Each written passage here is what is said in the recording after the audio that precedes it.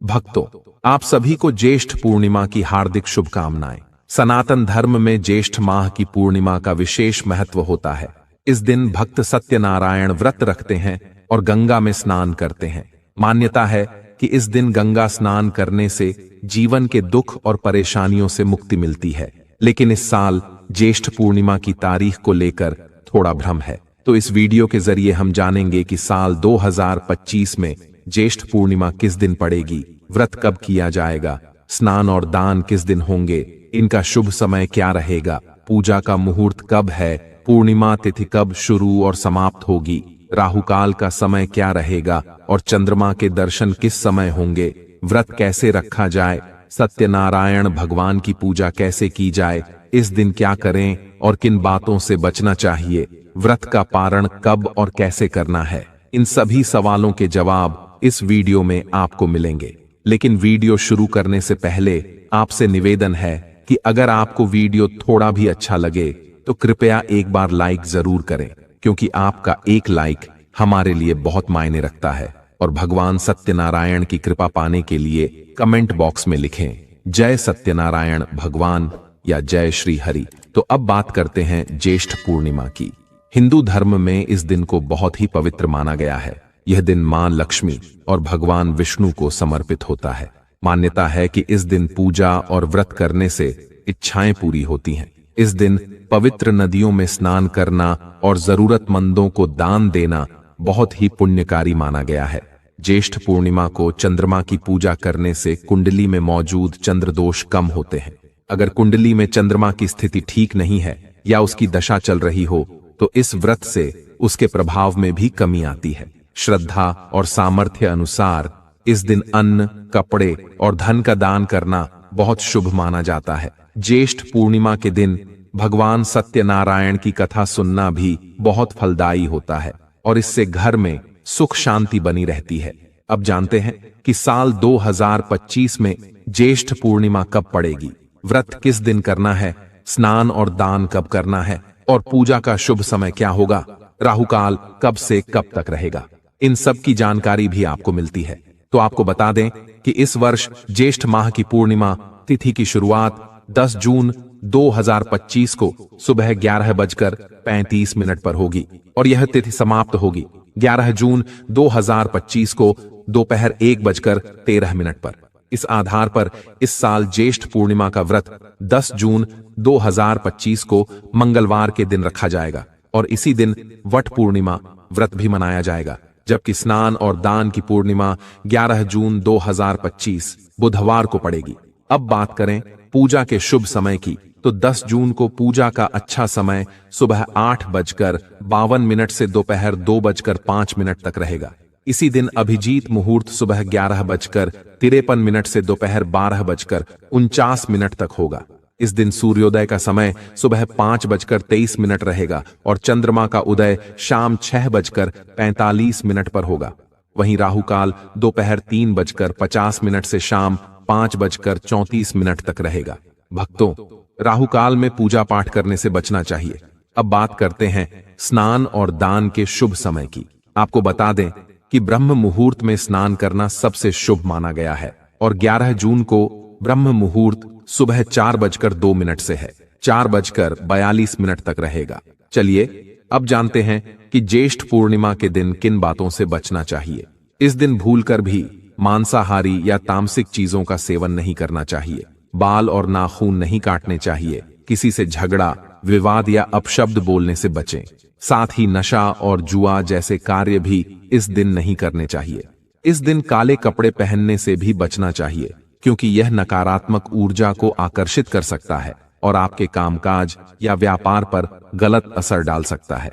दान या पूजा के समय भी काले रंग के सामान का उपयोग ना करें, क्योंकि इससे चंद्रमा की स्थिति कमजोर हो सकती है और राहु का असर बढ़ सकता है। भक्तों, पूर्णिमा के दिन 2 तरह से व्रत किया जाता है। कुछ लोग दिन भर व्रत रखने के बाद शाम को चंद्रमा को अर्घ्य देकर व्रत खोलते हैं और कुछ लोग भगवान सत्यनारायण के नाम पर व्रत करते हैं। सत्यनारायण व्रत में सुबह स्नान आदि के बाद भगवान की पूजा की जाती है, उनकी कथा सुनाई जाती है और फिर उन्हें भोग लगाकर अपराह्न या सायंकाल में व्रत खोला जाता है। दोनों व्रतों की विधि लगभग एक जैसी होती है और पूजा की सामग्री भी एक ही रहती है। चंद्रमा की पूजा की विधि भी इसी में सम्मिलित होती है। भक्तों, पूर्णिमा के दिन आपको सूर्योदय से पहले उठना चाहिए। अगर संभव हो तो गंगा स्नान करें और अगर न कर सकें तो घर पर ही गंगा जल से स्नान करके उसी फल की प्राप्ति कर सकते हैं। इसके लिए पहले स्नान वाली बाल्टी को अच्छी तरह धो लें, उसमें थोड़ा सा गंगा जल डालें और फिर उसमें शुद्ध जल भरें। स्नान करते समय हर हर गंगे का उच्चारण करें। स्नान के बाद साफ कपड़े पहने और अपने घर के मंदिर की सफाई करें। पूजा स्थल पर गंगा जल छिड़क कर उसे शुद्ध करें। सबसे पहले किसी शांत और साफ जगह पर पूर्व या उत्तर दिशा की ओर मुख करके बैठ जाएं। पूजा में लगने वाली सारी सामग्री पास में रख लें। अब जानते हैं कि पूजन में कौन कौन सी चीजें चाहिए होंगी। इसमें रोली, मौली, अक्षत, पान, सुपारी, लौंग, इलायची, धूप, दीपक, इत्र, जनेऊ, फूल, फूलों की माला, फल और मिठाई आदि शामिल करें। साथ ही दक्षिणा देना भी जरूरी होता है। जल के लिए एक लोटा रखें जिसमें थोड़ा सा गंगा जल डालें और फिर उसमें शुद्ध जल भर लें। सारी सामग्री एक जगह जमा करके आसन पर बैठ जाएं। फिर एक लकड़ी की चौकी या पाटा लें, उस पर पीले रंग का कपड़ा बिछाएं और भगवान का स्थान तय करें। जो भक्त सत्यनारायण भगवान की पूजा कर रहे हैं वे उनकी तस्वीर रखें और अगर चंद्रमा का व्रत कर रहे हैं तो भी भगवान सत्यनारायण या लक्ष्मी नारायण की तस्वीर या मूर्ति को रखें। अब सबसे पहले व्रत और पूजा का संकल्प लें। इसके लिए सीधे हाथ में थोड़ा जल, पुष्प, अक्षत और एक सिक्का लें। भगवान सत्यनारायण का ध्यान करें और अपना नाम, गोत्र, स्थान का नाम, मकान नंबर और शहर का नाम लेते हुए भगवान से प्रार्थना करें कि यह पूजा और व्रत बिना किसी बाधा के पूरा हो जाए। आप जो भी इच्छा रखते हैं वह भी भगवान से कहें। इसके बाद संकल्प की चीजें भगवान के चरणों में अर्पित करें। संकल्प करने के बाद पूजा की शुरुआत करें। सबसे पहले भगवान गणेश का ध्यान करें और फिर सत्यनारायण भगवान को स्मरण करें और निवेदन करें कि वे इस पूजा को स्वीकार करें। फिर भगवान को जल अर्पित करें। इसके बाद पंचामृत से स्नान कराएं। पंचामृत बनाने के लिए कच्चा दूध, दही, घी, शहद और शक्कर मिलाएं। यदि आपके पास धातु की मूर्ति है तो सीधे स्नान कराएं और अगर केवल तस्वीर है तो एक फूल लें और उसमें पंचामृत लगाकर भगवान को अर्पित करें। स्नान के बाद साफ जल से भी स्नान कराएं, यानी फिर से जल अर्पित करें। अब भगवान को वस्त्र के रूप में मौली का एक छोटा टुकड़ा अर्पित करें और जनेऊ चढ़ाएं। जनेऊ पर पहले रोली लगाकर तिलक करें, फिर शुद्ध घी का दीपक जलाएं और धूप दिखाएं। अब एक फूल या रुई में इत्र लगाकर भगवान को अर्पित करें। फिर रोली या चंदन का तिलक लगाएं, अक्षत चढ़ाएं और फूलों की माला भगवान को अर्पित करें। अब दीपक को बिना हाथ में उठाए हाथ से भगवान को दीप दिखाएं या फूल में धूप लगाकर उन्हें अर्पित करें। अंत में भगवान को भोग लगाएं जिसमें फल, मिठाई, मिश्री, बताशा और खासकर पंचामृत और पंजीरी जरूर रखें। साथ में तुलसी का पत्ता रखना न भूलें। भोग लगाने के बाद थोड़ा जल लेकर आचमन करें। फिर भगवान को पान के पत्ते पर 2 लौंग, 1 इलायची और 1 सुपारी रखकर अर्पित करें। इसके बाद अपनी श्रद्धा अनुसार भगवान को दक्षिणा अर्पित करें। फिर हाथ जोड़कर भगवान सत्यनारायण से प्रार्थना करें, हे प्रभु, हमारे इस व्रत और पूजा को स्वीकार करें। यदि कोई भूल हुई हो तो क्षमा करें। अपनी मन की इच्छा भी भगवान के सामने कहें। अब भगवान सत्यनारायण की कथा पढ़ें या ध्यान से सुनें। उसके बाद अगर संभव हो तो एक छोटा सा हवन करें। अब आरती करें और पूरे विधि विधान से पूजा को पूरा करें। फिर सभी लोगों को प्रसाद बांटें और अंत में स्वयं प्रसाद लें और फिर भोजन करें। ध्यान रहे कि पहले प्रसाद लें, उसके बाद ही भोजन करें। अब जानते हैं कि व्रत कब करना है और पूजा का शुभ समय क्या रहेगा, लेकिन उससे पहले समझ लेते हैं चंद्र अर्घ और पूजन की विधि। जब शाम को चंद्रमा उदय हो तब उसे अर्घ देना होता है।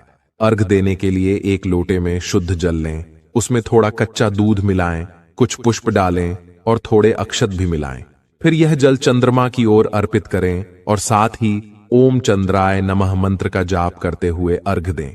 अब धूप और दीप से चंद्रमा को पूजन करें और सफेद मिठाई का भोग लगाएं। फिर हाथ जोड़कर चंद्रदेव से अपने परिवार की सुख शांति और समृद्धि के लिए प्रार्थना करें। चंद्र पूजन के बाद आपका व्रत पूरा हो जाता है और अब आप व्रत का पारण करें। पहले प्रसाद ग्रहण करें और फिर फलाहार या सात्विक भोजन करें। पूर्णिमा के दिन चंद्रदेव से संबंधित चीजों का दान करना शुभ होता है। इस दिन चावल, चीनी, दूध, सफेद कपड़े, मोती या चांदी आदि का दान करें। तो दोस्तों, यदि यह जानकारी उपयोगी लगी हो तो कमेंट में जय सत्यनारायण भगवान जरूर लिखें।